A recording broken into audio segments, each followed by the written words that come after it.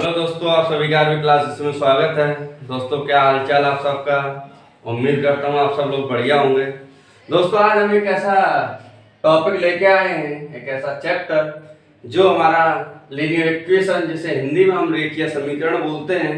दोस्तों, आज इस चैप्टर में छोटी बिल्कुल बेसिक से बेसिक चर्चा करेंगे जो हमारे स्टूडेंटों से नॉर्मली गलतियां होती हैं कि हम इक्वल के इधर ले जाएं तो कब साइन कैसा होता है, कब इसमें वेरिएबल की हम हेरा फेरी करते हैं। तो इसमें आज हम बखूबी अच्छे से समझेंगे कि हम अपने क्वेश्चनों को, इक्वेशन जो हमें दी गई होती है उन्हें हम कैसे सॉल्व करें, कब मल्टीप्लाई करते हैं, कब डिवाइड करते हैं। आज हम एक एक इस चैप्टर के अंदर बड़ी बारीकी से हर चीज को समझेंगे। तो हमारे जो एक सीरीज जो चल रही है उस सीरीज का नाम है जीरो से हीरो। तो हम जीरो से हीरो कैसे बनते हैं, आज इस चैप्टर को हम समझेंगे अच्छे से। तो दोस्तों, शुरुआत करते हैं इस चैप्टर की। तो इस चैप्टर का पहला ही पॉइंट है हमारे पास कांस्टेंट। तो कांस्टेंट को हम समझेंगे कि कांस्टेंट क्या होता है। कांस्टेंट को हिंदी में बोलते हैं चर। एक ऐसा कांस्टेंट या एक ऐसा हमारे पास एलिमेंट होता है जो अपने आप को कभी बदलता ना हो, जो अपने आप में वैल्यू खुद कभी चेंज ना करता हो। कांस्टेंट का मतलब है जिसकी वैल्यू कभी ना बदलती हो, जिसकी वैल्यू कभी ना बदलती हो उसे हम कांस्टेंट बोलते हैं। अब मतलब इसको समझे कि कैसे कौन सा होता है जो कांस्टेंट जो कभी बदलते ना हो।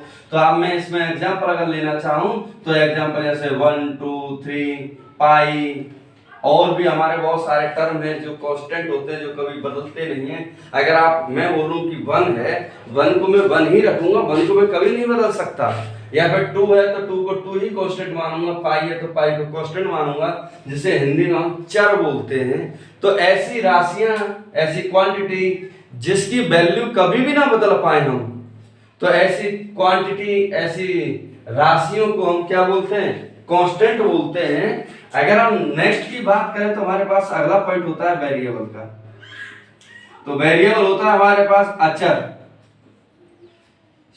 इसे हम अचर बोलते हैं और इसे हम चर बोलेंगे। हिंदी में थोड़ा सा कंफ्यूजन हो गया था, तो ऊपर वाले को अचर बोलते हैं, नीचे वाले को चर। तो दोस्तों, आप समझेंगे कि वेरिएबल, ये वेरिएबल है क्या। तो वेरिएबल एक ऐसी क्वांटिटी होती है जो हमारे समय के अनुसार अपने आप को बदल लेती है। तो ऐसी क्वांटिटी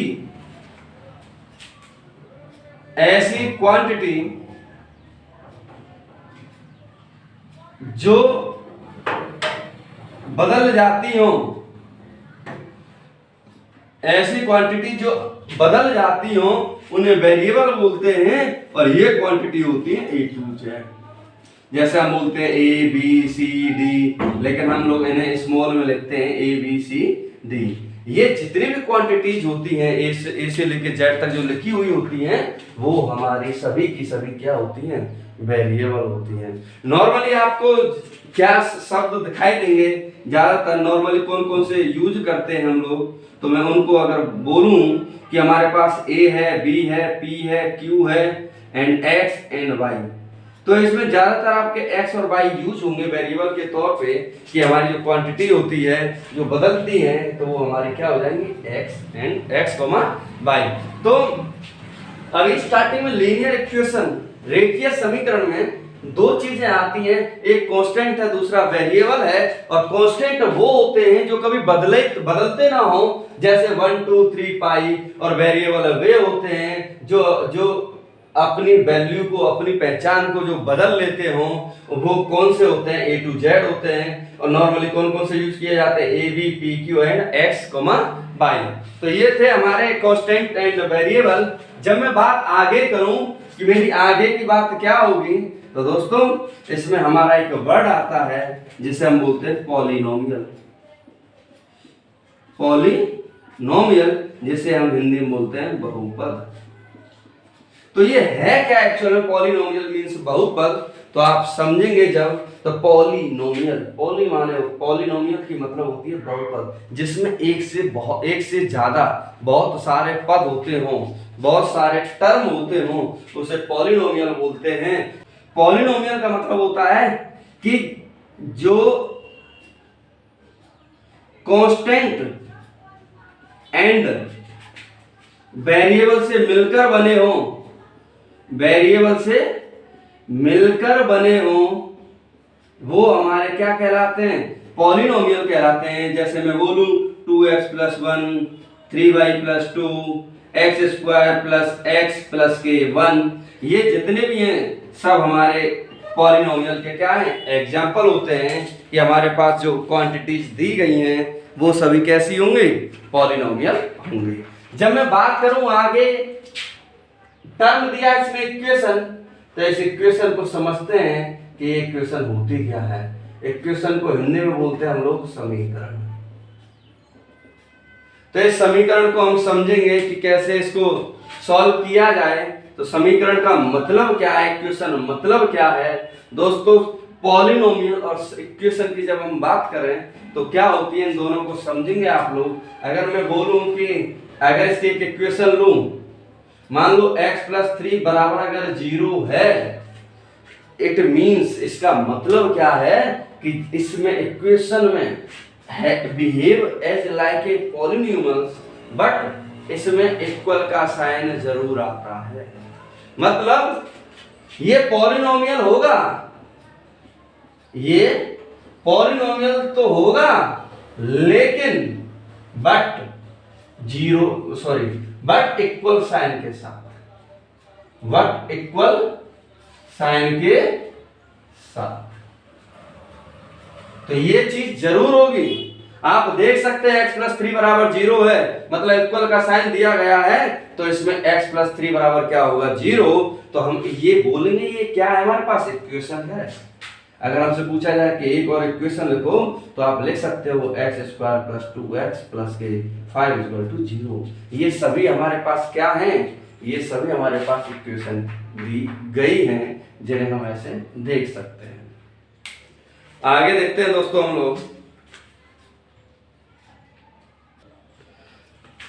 तो दोस्तों इसमें देखेंगे हम इक्वेशन को बोल सकते हैं कि जिसमें LHS = RHS दिया हो उसे हम इक्वेशन बोलते हैं। तो दोस्तों आपको ये पहचान होनी हो चाहिए। कोई अगर आपसे ये पूछ ले कि पॉलिनोमियल और इक्वेशन में अंतर क्या होता है, तो अंतर सिर्फ इतना है कि पॉलिनोमियल में इक्वल नहीं आता, लेकिन इक्वेशन में आपको इक्वल देगा। मतलब इक्वल के इधर भी देगा, इक्वल के इधर भी देगा। It means left hand side बराबर क्या हो जाएगा, राइट हैंड साइड। उसके एग्जांपल दे रखे हैं x + 3 = 0, जरूरी नहीं है बराबर में 0 हो। मैं अगर एक और एग्जांपल लूं कि x + 5 = 8, बिल्कुल हो सकता है। आप देख सकते हैं इक्वल में 0 नहीं है, लेकिन फिर भी इक्वल के बराबर कोई ना कोई वैल्यू दी गई है। तो दोस्तों ये हमारा एक इक्वेशन करने का एक स्टेप था कि इक्वेशन कैसे है, क्योंकि इस चैप्टर में हम लीनियर इक्वेशन पढ़ेंगे, रेखीय समीकरण पढ़ेंगे, तो इसीलिए हम समीकरण को ध्यान देंगे। पॉलिनोमियल पे हम अभी फोकस बिल्कुल नहीं करेंगे, क्योंकि इस चैप्टर में पूरे के पूरे में हमारे पास क्या है, लीनियर इक्वेशन दी गई है। तो इसी के बारे में हम चर्चा करेंगे। तो एक टर्म आता है इसमें ट्रांसपोजिशन।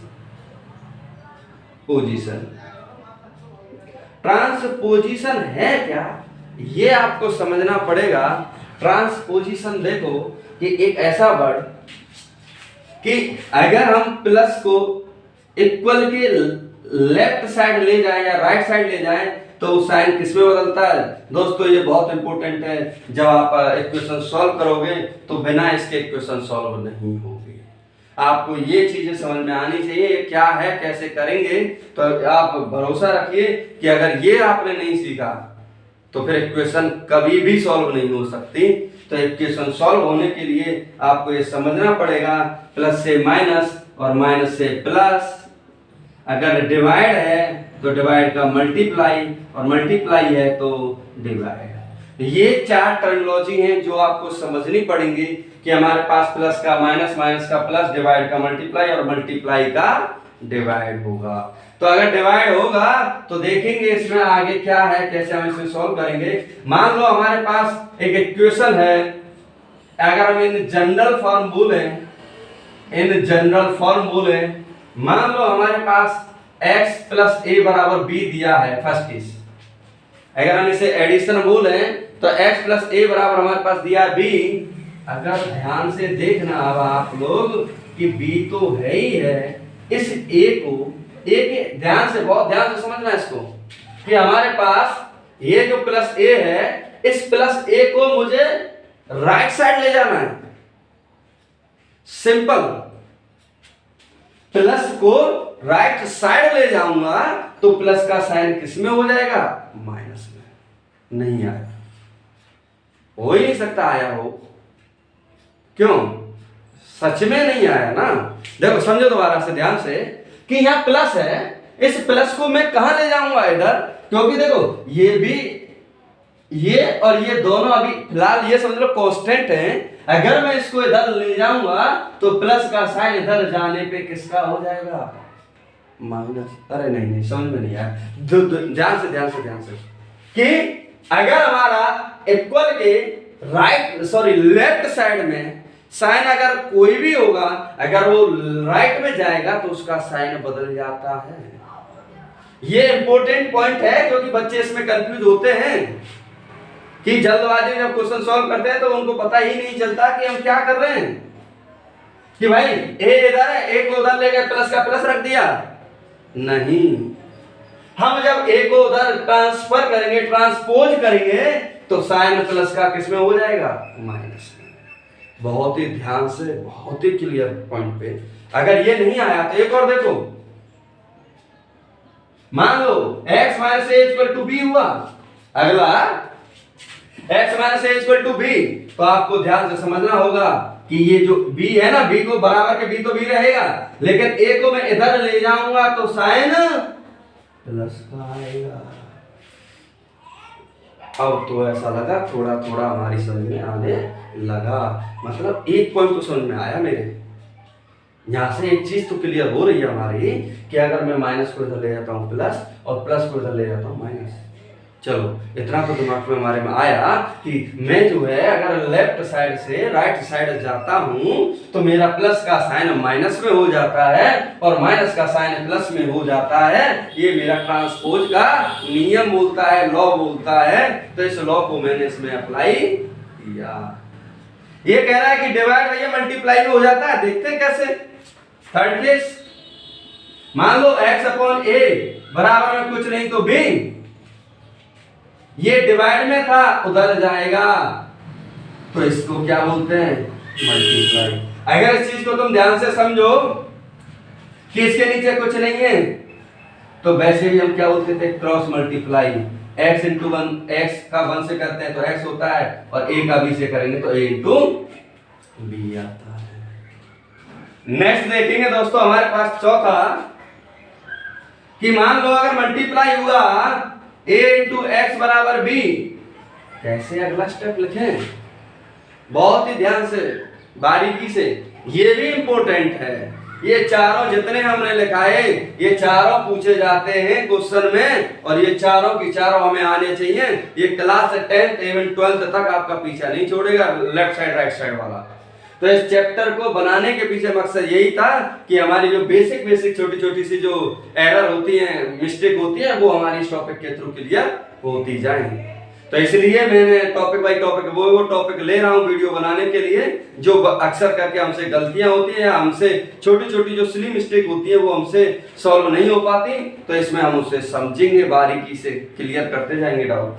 तो इधर देखो मल्टीप्लाई था, मल्टीप्लाई किस में गया? डिवाइड में। तो ये जो a था अब वो किस में चला जाएगा? डिवाइड में। तो ध्यान से देखिएगा कि जो मल्टीप्लाई में था वो डिवाइड में, जो डिवाइड में था वो मल्टीप्लाई में। यही तो है इसका ट्रांसपोजिशन का मतलब।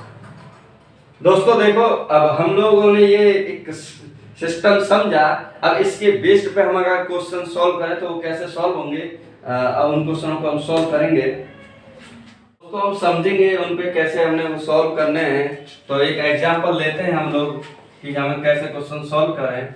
मान लो हमारे पास x प्लस 3 बराबर 5 आ गया। x प्लस 3 एकदम बेसिक से कैसे हमें ये सॉल्व करना है वही हमें समझना है, वही हमें इसमें पढ़ना है कि x प्लस 3 बराबर हमारे पास दिया है 5। how to solve this question. So in this +3 देखेंगे आप, तो +3 को जब मैं इधर ट्रांसफर करूंगा तो 5 +3 इधर जाने पे किसका हो जाएगा -3, तो 5 में से 3 चला जाएगा, कितना बचेगा। और ये चीज घटाते वक्त आपको ये देखना होगा कि साइन किसका बड़ा है, प्लस का, तो प्लस आएगा। लेकिन प्लस जरूरी नहीं है प्लस लगाना, आ जाए कि भाई +2 है तो प्लस तुम्हें माइंड में होना चाहिए प्लस का है, इसलिए प्लस लिखना ना लिखना कोई जरूरी नहीं है। मान लो अगला एग्जांपल अगर मैं लूं कि x माइनस के 8 equal to 15, how to solve. तो आप देखोगे कि यहाँ प्लस था यहाँ माइनस था, इसको मैं जब इधर ले जाऊंगा तो 15 प्लस कितना होगा 8, क्योंकि माइनस का उधर जाने पे प्लस होता है इसलिए प्लस, और 15 और 8 अगर मैं जोड़ू तो कितना आएगा हमारे पास 23। अगर मैं एक और बात करूं कि भैया नहीं और प्रैक्टिस के लिए चाहिए तो x प्लस के 5 इक्वल टू हमारे पास मान लो 20 है, तो जब इसको इधर ले जाओगे तो 20 माइनस के 5 इक्वल टू आएगा, x की वैल्यू कितनी आ जाएगी 15। तो दोस्तों आपको खुद हैबिट लानी है कि साइन लेफ्ट साइड में, और हमेशा याद रखो जो सेम होते हैं ना वही घटते जुड़ते हैं। अब देखो ये कांस्टेंट है, ये कांस्टेंट है, कांस्टेंट को मैं एक तरफ ले जाऊंगा, अगर इसको हम फील करें समझ पाए कि कांस्टेंट हमारा कहाँ एक तरफ जा रहा है, तो उसको हम कहाँ ले जा रहे हैं, एक तरफ ले जा रहे हैं। तो 13 प्लस का इधर है 5 ये है, तो 3 इधर जाएगा। देखो कांस्टेंट में से कांस्टेंट घटता है, मतलब ये नहीं कि हम कांस्टेंट में से वेरिएबल घटा रहे हैं, ऐसा नहीं है।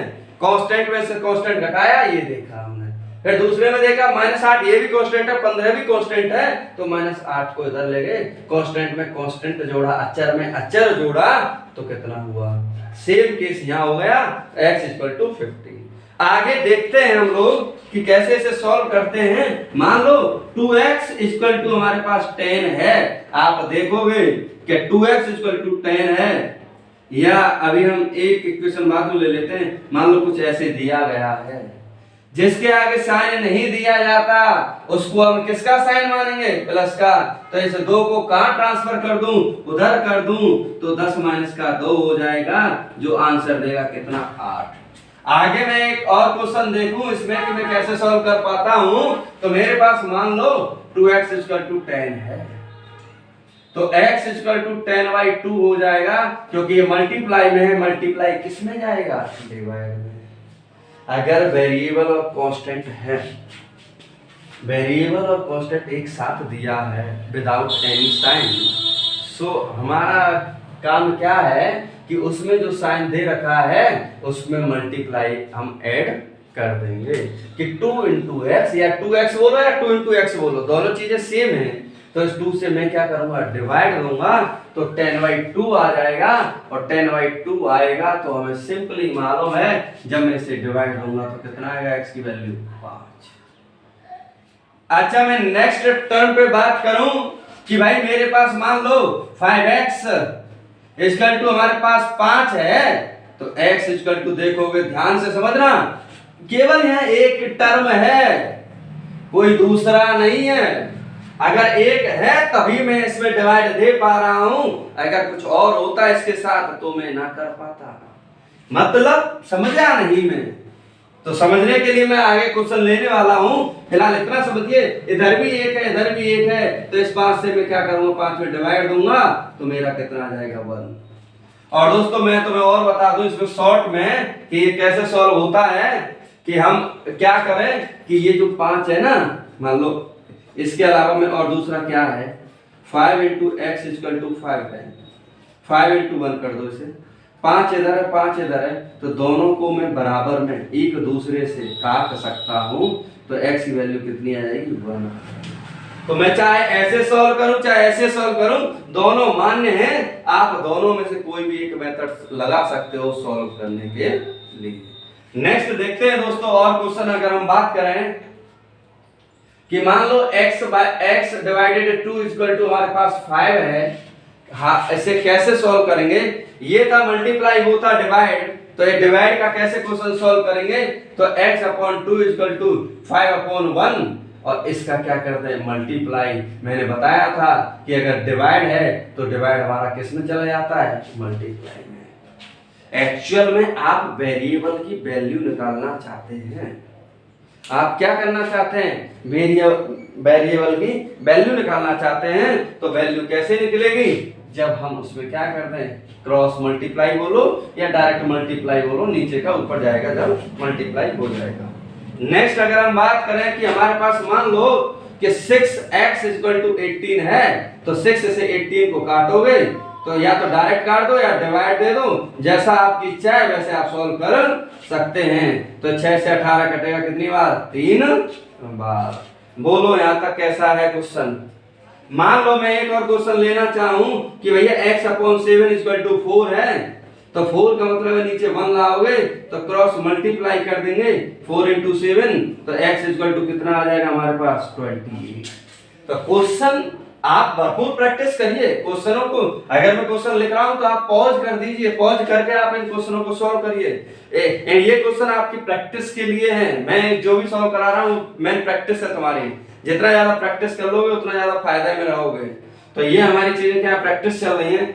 अब और इसमें अभी हम और क्वेश्चन सॉल्व करें। मान लो 6x प्लस 2 इक्वल टू अगर 10 हो, ध्यान से देखिएगा क्वेश्चन का पहले जो लेवल था बहुत डाउन था, अब क्वेश्चन का लेवल बढ़ता जा रहा है।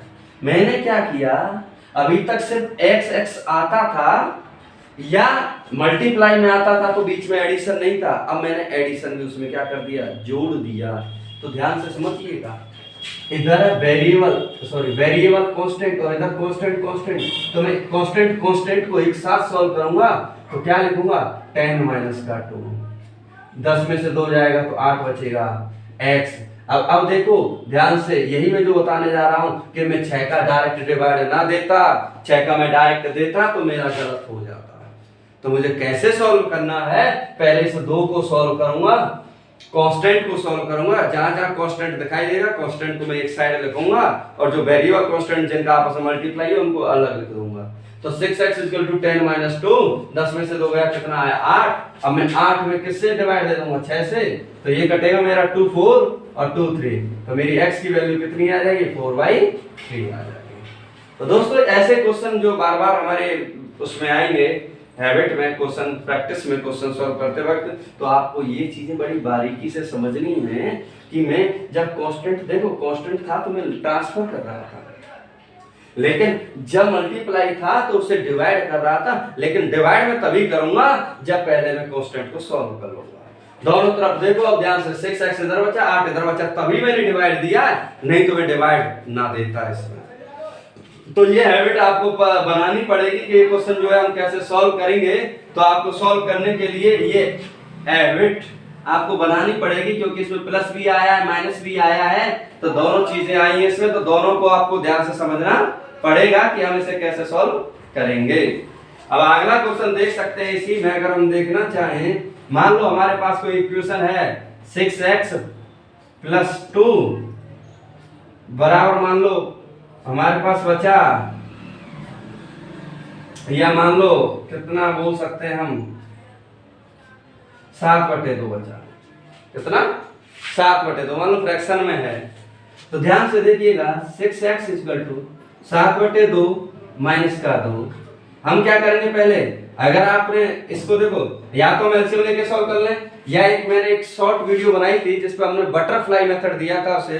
तो बटरफ्लाई एक्चुअल में था क्या, 2 का 2 से मल्टीप्लाई करूंगा और 7 का 1 से, तो पहले 7 का 1 से 7 1 7, 2 दूनी 4 और 2 1 2, तो 7 में से 4 गया कितना बचा 3/2, तो 6x इक्वल टू आ जाएगा 3/2 और ध्यान से देखो तो 1, 3 से इसे डायरेक्ट काट दूंगा कितनी बार 2 बार।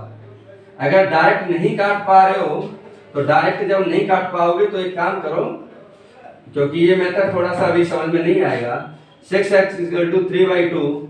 अब देखो मल्टीप्लाई में तो ये कहां चला जाएगा डिवाइड में, 3/2 इंटू 6, 3 से 6 2 बार कटेगा, तो x इक्वल टू 2 इंटू 2 कितना हो जाएगा 4, तो x की वैल्यू कितनी आ जाएगी हमारे पास 1/4। तो दोस्तों ये कुछ इस तरह से छोटे छोटे क्वेश्चन थे जो हमें समझने थे। अब थोड़ा सा हम इनका क्या है लेवल बढ़ाते हैं और थोड़ा सा टफ की ओर जाते हैं कि और कैसे कैसे हम क्वेश्चनों को सॉल्व कर सकते हैं इस टॉपिक के अंदर। तो देखते हैं दोस्तों आगे। अगला टाइप देखते हैं क्वेश्चन में। वो बोल रहा है कि मान लो हमारे पास एक इक्वेशन है जिसमें दोनों तरफ वेरिएबल हो, तो उसे हम कैसे सॉल्व करेंगे। तो दोस्तों स्टेप हमारे धीरे धीरे आगे बढ़ रहे हैं। पहले छोटा मतलब आसान सा, फिर थोड़ा मतलब उसी तरह से हमारे क्या है लेवल बढ़ते हुए क्वेश्चनों के कि हम क्वेश्चनों को कैसे सॉल्व करेंगे। तो इस पे बखूबी दोस्तों बहुत आसान तरीके से समझेंगे हम इसे। मतलब आपको बस इतना ध्यान देना जो एक जैसे हैं उनको एक साथ, जो अलग है वो अलग। तो हमें एक साथ वाले एक साथ सॉल्व करने, अलग वाले अलग सॉल्व करने। तो इसे हम कैसे पहचाने वो इसके अंदर देखेंगे। आप देखोगे इधर 7x है, इधर 5x है, दोनों क्या है सेम है। तो सेम सेम देखो ध्यान से। अगर मैं बोलूं 7x प्लस के 5x equal to 8x minus के 11, जब मैं माइनस को इक्वल के उधर ले जाता हूं तो किसका होगा प्लस का। अब देखो x x दोनों सेम है, जहां दोनों सेम हो उनको पता है लाइक टर्म बोलते हैं। और ये लाइक टर्म ही है, या तो जुड़ेंगे या घटेंगे। तो इसमें देखो 7x प्लस 5x है, तो x इसमें भी x इसमें भी है। जहां दोनों सेम हो तो आपस में जुड़ सकते हैं या घट सकते हैं। तो 7 और 5 कितना होगा 12x इक्वल टू 8x, और 11 में से 3 घटाओगे तो माइनस का 8। तो 8x जब मैं इधर लाऊंगा, ध्यान से देखिएगा, मैं इधर ला रहा हूं माइनस के 8x इक्वल टू माइनस का 8। 12 में से 8 गया तो कितना बचेगा 4x इक्वल टू माइनस का 8। तो x इक्वल टू माइनस का 8/4, जब इसे काटोगे तो माइनस का कितना आ जाएगा 2। तो x की वैल्यू हमारे पास आई माइनस के 2। तो दोस्तों इससे क्वेश्चनों को हमें समझना पड़ेगा कि ये क्वेश्चन आसान है तो आसान बनाना पड़ता है, क्वेश्चन टफ नहीं है। तो इसमें आपको समझना क्या है बखूबी कि x मेन चीज पॉइंट लाइक टर्म, लाइक का मतलब एक जैसे। यहाँ एक्स स्क्वायर होता तो ना जोड़ते, x x x x 7 plus 5 कितना 12। इधर ये है इसे रख दिया, माइनस 3 को इधर ले जाएंगे, माइनस के 11 प्लस के 3 कितना है माइनस के 8। इधर 12x है, इधर 8x है, जब मैं उसको उधर ले जाता हूं तो माइनस का होगा। 12 में से 8 गया था 4x बराबर माइनस के 8, और अगर 4 से काटने से तो माइनस 8/4, 4 2 जा 2, 4 2 जा 8, तो माइनस के 2 आ जाएगा। तो इस तरह से क्वेश्चन हमारे क्या है सॉल्व करने हैं। अगर हम अगला क्वेश्चन देखें तो हमारे अगला क्वेश्चन को देखेंगे तो 8x plus 14 equal to 5x plus के 44। अगला एक और अलग वैरायटी का क्वेश्चन, इसे कैसे सॉल्व किया जाए। तो आप देखोगे कि ये x है, इधर x है, ये कांस्टेंट है, ये कांस्टेंट है, तो इसको मैं इधर ले जाऊं और इसको इधर ले जाऊं। यही है ट्रांसपोज की कहानी कि हम क्वेश्चनों को कब हेरा फेरी करें, कब इस क्वेश्चन को इधर लाएं और उसको उधर ले जाएं। ये हमारे दिमाग में आइडिया आना चाहिए। जो एक जैसा है उसे एक तरफ करो और जो दूसरा है तो दूसरे की तरफ करो। मतलब 8x माइनस के 5x इक्वल टू 44 माइनस के 14, 8 में से 5 घटाओगे 3x, और 44 में से 14 घटाओगे तो कितना बचेगा। 44 से 4 गया 40, 40 से 10 गया 30, तो x निकालोगे तो कितना आ जाएगा 30/3, काटोगे तो कितना आएगा 10। तो दोस्तों हमें ये बखूबी समझना है, जो एक जैसे हैं उन्हें एक तरफ और जो दूसरे हैं उन्हें दूसरी तरफ, और उनको कितनी आसानी से कितना इजीली मेथड से सॉल्व कर सकते हैं। तो वो हमारा ये प्रोसेस है। नेक्स्ट देखते हैं दोस्तों क्वेश्चन को कि क्वेश्चन क्या है। तो हमारे पास है 5m plus 7 equal to 10m minus का 3।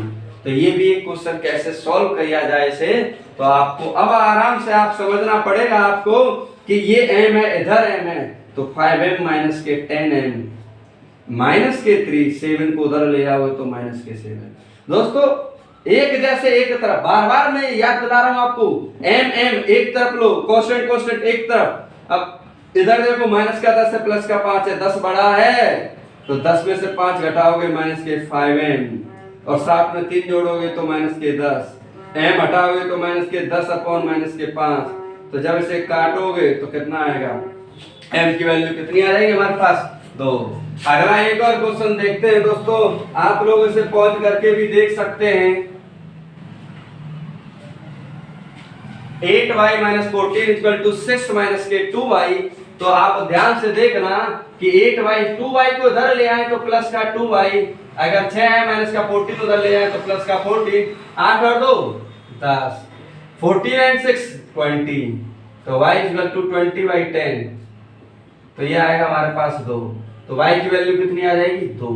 तो दोस्तों अब क्वेश्चन आप पॉज करो और प्रैक्टिस करो, आप क्वेश्चन को जल्दी से जल्दी आंसर देने की कोशिश करो। अगर जो चीज समझ में नहीं आती तो उसको पॉइंट आउट करो कि वो क्वेश्चन आ क्यों नहीं रहा है हमसे, क्योंकि हम बेसिक से अगर चल रहे हैं तो बेसिक से उस क्वेश्चन को हम सॉल्व करना सीखें।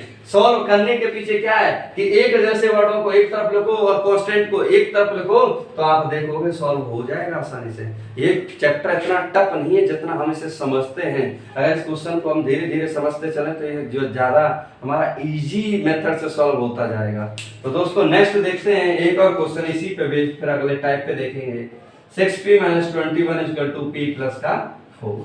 तो इस p देखो इधर p है इधर p है, p को एक तरफ ले लो, 6p - के p 4, 21 को उधर ले लो तो 21 प्लस का 6 में से 1 गया तो 5 और 21 और 4 कितना 25। दोस्तों यहाँ तुम्हें देखना होगा ये सिर्फ p है, p का मतलब है 1 * p लिख सकते हो उसे, और 6 में से 1 गया तो कितना बचेगा 5, और 5 से 55 को हम काट देंगे तो कितनी बार कटेगा हमारे पास 11। या तो तुम यहाँ से डायरेक्ट काट सकते हो या फिर डिवाइड दे के काट सकते हो, ये दोनों मेथडोलॉजी आपके पास है कि कैसे हमें क्वेश्चन काटना है। दोस्तों अगला क्वेश्चन हम आगे हम बढ़ते हैं अगले टाइप पर। तो एक अगला टाइप है हमारा इक्वेशन कंटेनिंग पैरेंथेसिस। पैरेंथेसिस का मतलब ये है कि कुछ नहीं जो ब्रैकेट के अंदर लिखा होता है और बाहर जो साइन होते हैं माइनस प्लस के, उसको कैसे ब्रैकेट को खोलते हैं, इसी को हम पैरेंथेसिस बोलते हैं। तो कैसे, अब सिंपली समझो, टाइप को अगर हम छोड़ रहे हैं तो ये कैसे सॉल्व करते हैं ये समझो।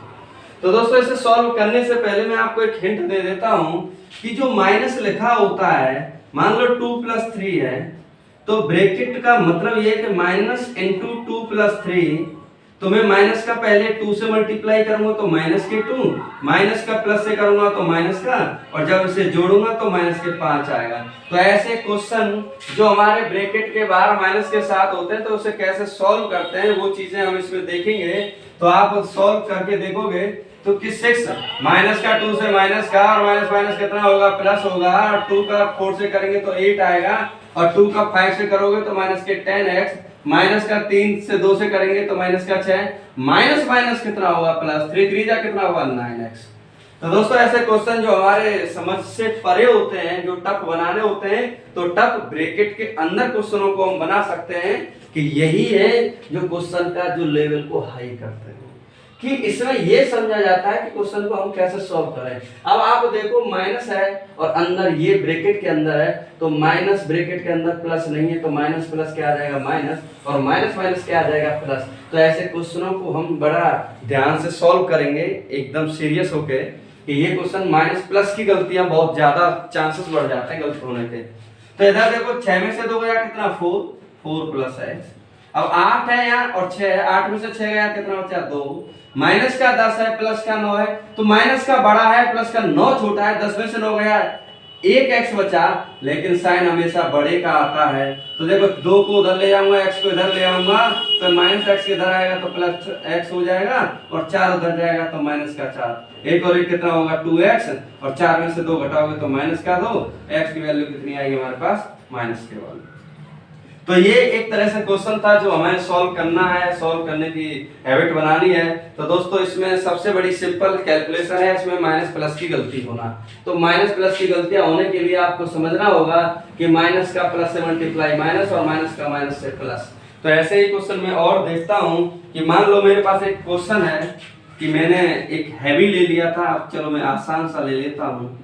मेरे पास एक इक्वेशन ऐसी है, तो इसे कैसे सॉल्व करेंगे, तो 2 का x से मल्टीप्लाई करेंगे, फिर 2 का किससे करेंगे -2 से 12, 2x = 12, इस 2 को किधर ले जाओगे उधर, तो 2x = 12 और 2 कितना होगा 14, तो x = 14/2, तो काटोगे तो कितना आएगा 7। तो x की वैल्यू कितनी आ जाएगी हमारे पास 7। अगर मैं नेक्स्ट क्वेश्चन की बात करूं कि हमारा नेक्स्ट क्वेश्चन क्या है, तो देखेंगे हम लोग 7 + 3 y + के 5 आएगा हमारे पास 31। तो देखो आप 7 3 का पहले y से मल्टीप्लाई तो 3y, और फिर 3 का 5 से करेंगे तो कितना आएगा 15 इक्वल टू 31। तो 15 और 7 जोड़ेंगे तो 22 प्लस 3y इक्वल टू 31। 22 को उधर ले जाएंगे तो 3y इक्वल टू 31 माइनस के 22। तो अगर मैं घटाऊं तो 31 में से 22 गया तो कितना 9 आएगा। तो 9/3 कितना आ जाएगा, y की वैल्यू हमारे पास 3 आ जाएगी। तो ऐसे क्वेश्चन जो हमें सॉल्व करने हैं, तो ब्रैकेट के बाहर अगर जो संख्या लिखी होती है उसका दोनों में, अगर मान लो अंदर 2 है तो दोनों मल्टीप्लाई करेंगे, अगर अंदर 3 है तो तीनों में मल्टीप्लाई करेंगे। तो ये हैबिट हमारे अंदर आनी चाहिए, क्वेश्चनों को हम कैसे सॉल्व कर पाए। एक और क्वेश्चन देखते हैं इसी पे बेस्ड। हमारे पास मान लो 15 + 3 4x - के 30 = 33। तो एक ये क्वेश्चन है, इसको कैसे सॉल्व करना है तो इसको देखेंगे आप लोग। 15 प्लस 3 का पहले 4x से 3 4 कितना 12 प्लस माइनस 3 का 30 से करोगे तो 90 = 33। तो देखोगे 12x 90 में से 15 घटाओगे तो कितना बचेगा, हमारे पास आएगा 75 = 33। 75 जब हम उधर ले जाएंगे तो कितना आएगा, 75 प्लस का हो जाएगा, और इसे जोड़ोगे तो 5 और 3 8 108 आ जाएगा। और जब मैं डिवाइड दूंगा 108 में 12 से तो ये जाएगा हमारे पास 9 बार। तो x की वैल्यू हमारे पास कितनी आ जाएगी, 9। अगर हम इसी में एक और टाइप का क्वेश्चन देखें कि 15 प्लस के बाद कौन सा आता है हमारे पास, तो 5x + 2 माइनस के 9 इन ब्रैकेट x - 2। तो देखेंगे हम कितना आता है हमारा x की वैल्यू। तो ऐसे क्वेश्चनों को ध्यान से समझना है कि हमारे पास 5 है, 5 का x से करेंगे, 5 का 2 से, सिमिलर 9 का x से करेंगे और 9 का फिर से 2 से करेंगे। तो 5 का x से करेंगे तो 5x आएगा, 5 का 2 से करेंगे तो 10 आएगा, -9x एंड माइनस कितना होगा, प्लस का 18 = 0। 5 में से 9x घटाओगे, माइनस का 9 बड़ा है और 5 छोटा है, 9 में से 5 गया तो माइनस के 4x, 18 और 10 कितना होता है 28 = 0। तो माइनस के 4x 28 को उधर ले आओगे तो माइनस का होगा, x = -28 के 4। जब मैं इसे काटूंगा तो मेरा आएगा x की वैल्यू कितनी आ जाएगी, 7। तो दोस्तों ये हमारे कुछ पैरेंथेसिस के क्वेश्चन थे जो इन ब्रैकेट के अंदर थे, उसे हम कैसे सॉल्व करें। तो सॉल्व करने के एक मेथड था, एक प्रोसेस था जो हमने इसमें देखा। अगला टाइप क्वेश्चन हमारा है सॉल्विंग इक्वेशन विद फ्रैक्शन। तो हमारे जब फ्रैक्शन दिया गया तो हम कैसे क्वेश्चन को सॉल्व करें तो वो उसमें समझेंगे हम लोग। तो हमारा क्या है मेथोडोलॉजी देखेंगे कि दोस्तों इसमें इधर भी वेरिएबल है और इधर भी वेरिएबल है। तो हम जब वेरिएबल हमारे फ्रैक्शन में हो तो उसे कैसे सॉल्व करेंगे तो आप समझेंगे कि अगर ये वेरिएबल है तो इसके नीचे कुछ नहीं है तो कितना मान लेंगे हम लोग, 1 मान लेंगे।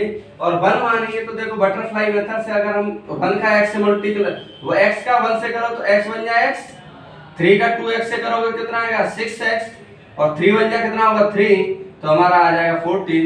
और 14 का हम क्या कर देंगे क्रॉस मल्टीप्लाई, 6 और 1 कितना होगा 7x, 14 3 42।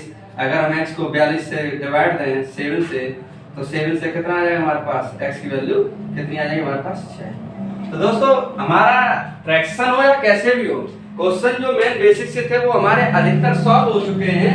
बस अब उसके अलग अलग टाइप बना दिए कि आसान करने के मेथोडोलॉजी से कि हम उसे कैसे आसान कर सकते हैं, कैसे सॉल्व कर सकते हैं। तो उन चीजों को हम 1 बाय 1 इसमें समझने की कोशिश कर रहे हैं। मान लो अगला एक क्वेश्चन है y/3 - के 1 = 7। तो y/3 = 7 प्लस का 1 तो हमारे पास 8 आएगा। तो अगर मैं क्रॉस मल्टीप्लाई करूं 3 का किस्म हो जाएगा 8 में, तो हमारे y की वैल्यू कितनी आ जाएगी 24। तो ये जो क्वेश्चन हो रहे हैं छोटे छोटे जो बेसिक से हैं कि भाई हमारे पास मान लो एक फ्रैक्शन है, अब ये एक फ्रैक्शन वाला था, एक फ्रैक्शन से ज्यादा हो सकता है 2 आ जाएं, तो उनको कैसे सॉल्व करते हैं, कैसे डील करते हैं उन क्वेश्चनों को। मैं अगला एक टाइप लेना चाहूँ कि 2 - के m/8 = हमारे पास दिया हो कितना 5। तो इसे कैसे सॉल्व करें, तो इस 2 को उधर ले जाते हैं तो माइनस के m/8 5 - के 2 के m/8, 5 में से 2 घटाओगे 3 बचेगा। तो 3 में क्या है क्रॉस मल्टीप्लाई, तो 8 3 कितना होगा 24। लेकिन ध्यान से देखो ये माइनस मैं अब इधर पहुंचा दूंगा तो मेरा जैसा माइनस इधर है तो उधर भी माइनस का साइन चला जाएगा। तो ये चीज हमें समझनी पड़ेगी कि कैसे हम इक्वेशन को कैसे सॉल्व कर पा रहे हैं।